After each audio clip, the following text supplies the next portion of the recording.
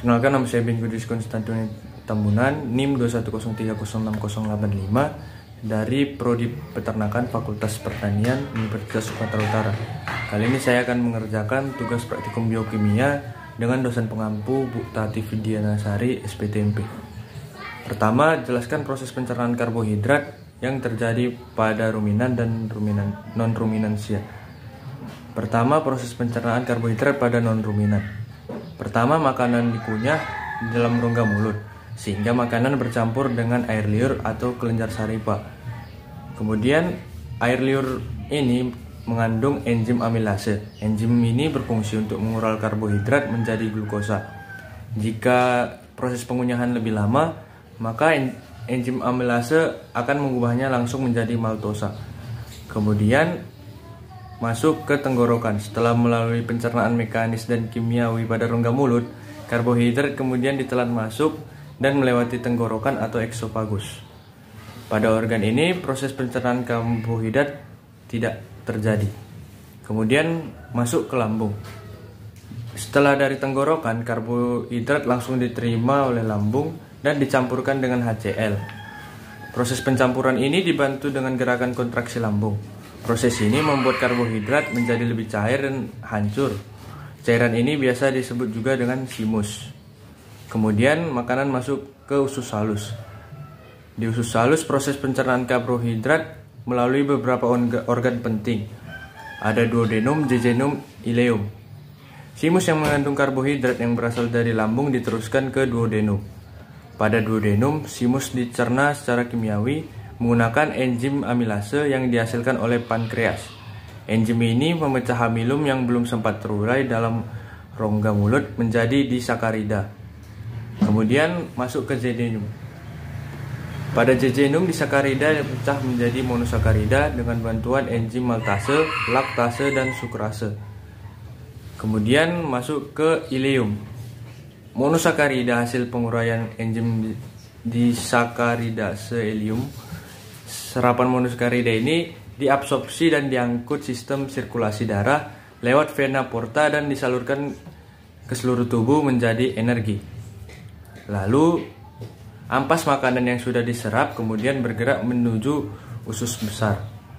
Ampas ini kemudian menjadi substrat dan akan difermentasi oleh beberapa mikroorganisme. Sebelum akhirnya dikeluarkan oleh anus, produk utama fermentasi karbohidrat adalah karbon dioksida, hidrogen, dan metan. Sisa karbohidrat yang masih ada kemudian dikeluarkan melalui anus. Kemudian, proses pencernaan karbohidrat pada ruminansia. Proses pencernaan karbohidrat pada ruminansia dimulai dari mulut. 60-70% kurang lebih pakan ruminansia terdiri dari karbohidrat atau polisakarida. Jadi, proses pencernaan karbo pada awalnya dimulai dari mulut. Di sini, kelenjar air liur akan mengeluarkan enzim amilase untuk memecah polisakarida yang lebih kecil yang tidak akan pecah 100% di dalam mulut, sehingga dicerna kembali di dalam rumen. Di dalam rumen ini akan terjadi fermentasi yang dibantu oleh mikroba. Polisakarida yang lebih kecil akan pecah menjadi fruktan, sukrosa, dan selulosa, hemiselulosa, dan paktin. Lalu diubah menjadi glukosa dan dikonversi menjadi pirufat. Kemudian pirufat akan diubah menjadi asetil-CoA dan masuk ke dalam siklus Krebs. Pencernaan karbohidrat rumen menghasilkan metan dan VFA, yaitu berupa butirat, propionat, dan asetat. Konversi pirufat menjadi asetat dan butirat menghasilkan CO2 dan H2.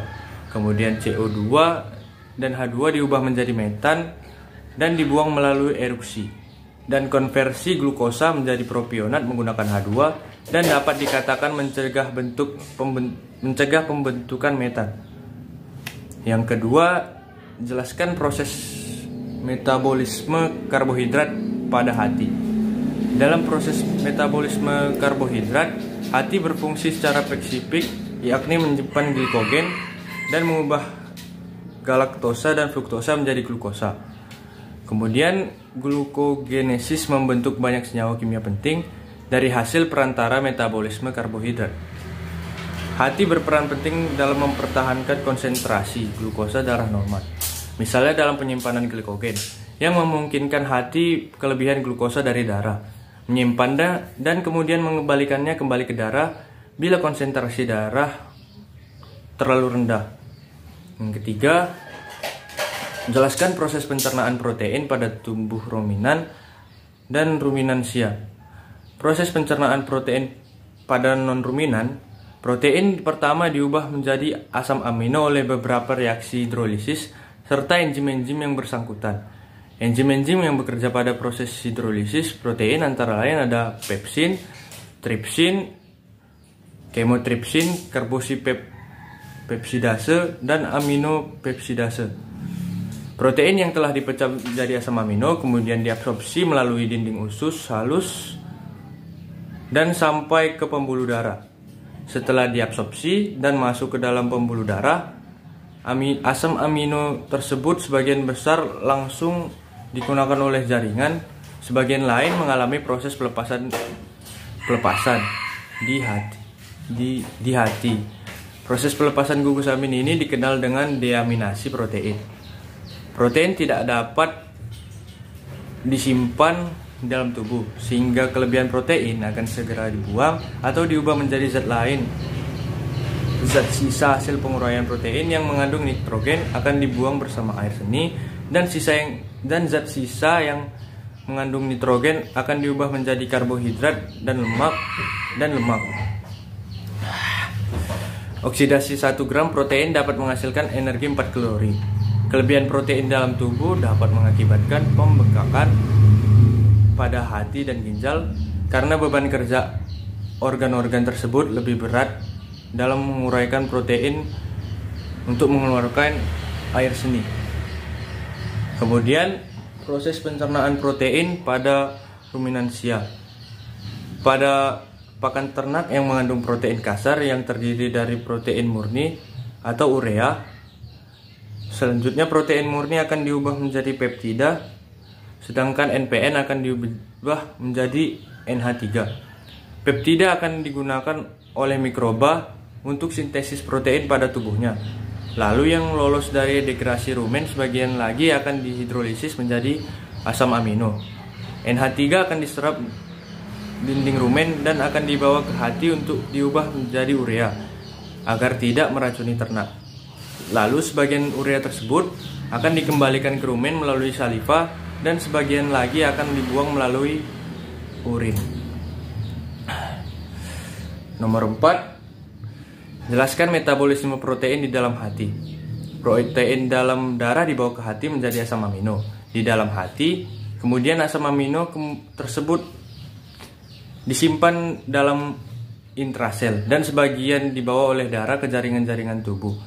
Asam amino yang dibawa ke hati dikatakan ekstrasel karena sebagian asam amino dalam hati ini kemudian akan dibawa sebagian ke luar sel dan menuju ke sebuah jaringan tubuh yang membutuhkan. Setelah masuk ke jaringan-jaringan tubuh, asam amino ini akan masuk ke dalam sel-sel tubuh dan sebagiannya lagi tetap di dalam hati sebagai cadangan protein dalam tubuh. Bila tubuh kekurangan protein, maka asam amino ini yang diubah menjadi protein. Sebaliknya jika tubuh membutuhkan asam amino, maka protein dirombak kembali menjadi asam amino. Dan asam amino ini juga berfungsi membentuk senyawa nitrogen lain yang berfungsi pembentukan sel-sel tubuh. Senyawa nitrogen ini merupakan bagian utama dari semua protein, enzim, dan proses metabolik yang disertakan sintesa dan perpindahan energi. Nomor 5, jelaskan pencernaan lemak pada tubuh non-ruminan dan ruminansia. Proses pencernaan lemak pada tubuh non-ruminan. Pertama, kandungan lemak akan mengalami proses hidrolisis. Terlebih dahulu menghasilkan lemak dan gliserol dengan bantuan enzim lipase. Seluruh proses ini berlangsung dalam saluran pencernaan. Asam lemak akan lebih terdahulu bereaksi dengan garam empedu untuk membentuk senyawa yang diserap oleh usus. Senyawa tersebut akan diserap oleh jonjot usus dan terurai menjadi asam lemak dan garam empedu. Lalu asam lemak bereaksi dengan gliserol untuk membentuk lemak. Lemak inilah yang dibawa oleh pembuluh getah gening dada kiri, kemudian ke pembuluh balik bawah selangkah kiri. Lemak ini yang terproses dikirim ke hati yang berwujud lecitin. Lecitin akan dihidrolisis menjadi asam lemak dan gliserol. Setelah itu, gliserol diubah menjadi gula otot atau glikogen. Kemudian diubah menjadi asam koenzim. Proses pencernaan lemak pada tubuh ruminansia.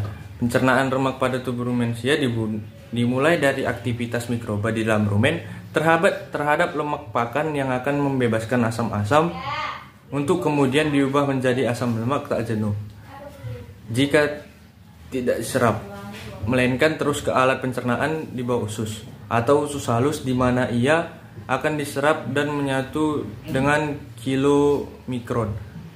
Kilomikron ini mengandung lemak dan protein serta mempunyai fungsi sebagai alat transport lemak dari usus halus menuju ke jaringan-jaringan tubuh. Di dalam usus halus, lemak dipecah menjadi asam lemak dan gliserol oleh enzim lipase. Gliserol meneruskan perjalanannya ke hati, sedangkan asam lemak tidak dapat langsung diserap oleh usus karena zat ini tidak larut dalam air. Penyerapan zat ini dipermudah oleh getah empedu yang akan memulsikan asam lemak menjadi suatu bentuk yang larut dalam air sehingga dapat diserap oleh sel mukosa. Lemak yang diserap masuk ke dalam peredaran darah melalui vena porta, melalui sistem limpatik dan ductus thoracikus. Sebagian dari lemak yang diserap, terutama yang masuk ke peredaran darah melalui sistem limpatik, dapat langsung disimpan dalam jaringan. Sebagian besar lemak yang diserap mengalami metabolisme dalam hati. Di sini tersedia suatu mekanisme yang mengangkut lemak dari hati menuju ke jaringan-jaringan. Yang keenam, jelaskan proses metabolisme lemak di dalam hati. Pertama, ada hidrolisis. Pada proses ini, lemak akan diputuskan ikatan ester trigliserida, fosfolipid, dan glikolipid yang dilakukan oleh bakteri rumen. Pada proses ini, dihasilkan asam lemak, gliserol, dan galaktosa. Hasil tersebut siap dimetabolisme secara lanjut. Asam lemak tak jenuh akan dijumpai juga pada proses ini. Asam lemak tak jenuh atau ada linoleat dan linolenat akan dipisahkan dari asam lemak, gliserol, dan galaktosa. Setelah dipisahkan, asam lemak jenuh tersebut akan diubah menjadi VFA. Asam lemak rantai panjang akan dimasukkan ke dalam epitelium dan usus halus. Dan pada usus halus, lemak akan disintesis menjadi gliserida dan asam lemak oleh enzim lipase. Asam lemak C14 membentuk triasil gliserol dan epitel usus. Triasil gliserol, fosfolipid, dan kolesterol membentuk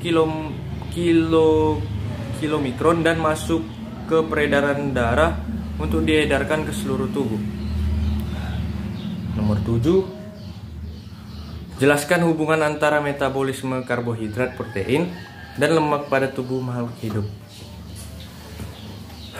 Pada bagian terlihat karbohidrat, protein, dan lemak bertemu pada siklus Krebs dan masuk asetil koenzim asetil-CoA adalah sebagian bahan baku dari siklus Krebs untuk menghasilkan energi yang berasal dari katabolisme karbohidrat, protein, maupun lemak. Titik temu dari berbagai jalur metabolisme ini berguna untuk saling menggantikan bahan bakar dalam sel. Hasil katabolisme karbohidrat, protein, dan lemak juga bermanfaat untuk menghasilkan senyawa-senyawa lain. Dapat membentuk ATP, hormon, komponen hemoglobin, ataupun komponen sel lainnya. Lemak lebih banyak mengandung hidrogen, terikat, dan merupakan senyawa karbon yang paling banyak direduksi. Sedangkan karbohidrat dan protein banyak mengandung oksigen dan lebih sedikit hidrogen terikat, adalah senyawa yang lebih teroksidasi. Senyawa karbon yang tereduksi lebih banyak menyimpan energi, dan jika ada pembakaran sempurna akan dibebaskan menjadi lebih banyak. Karena pembebasan elektron yang banyak, jumlah elektron yang dibebaskan menunjukkan jumlah energi yang dihasilkan. Ya, segitu dari saya.